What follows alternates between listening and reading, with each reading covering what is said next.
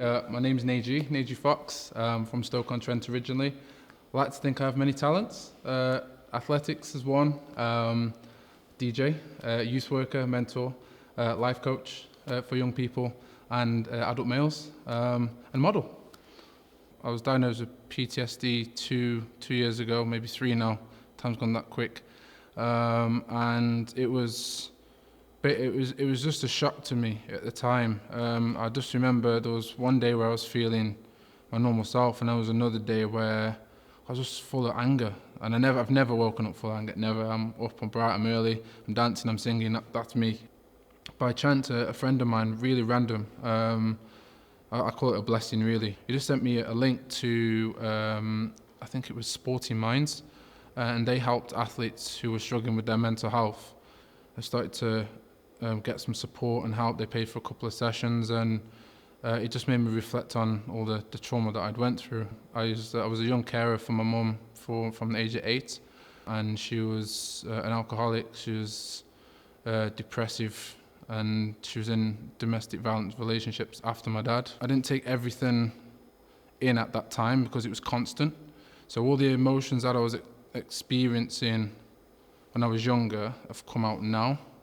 It was reassuring because it's like, okay, that makes sense. There's some logics there, you know. I never really deeped what I'd gone through, and a lot of my close friends say you're so strong and you've done so well. I never saw it like that.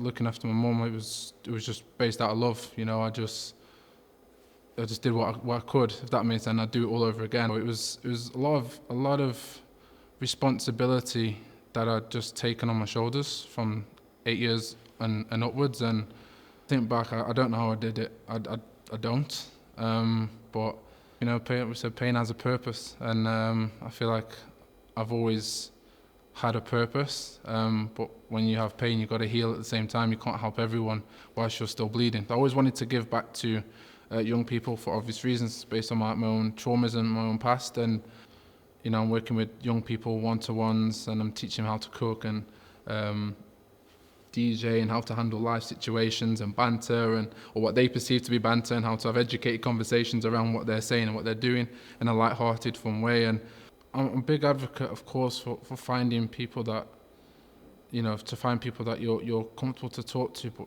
not everyone's always comfortable to talk to anyone.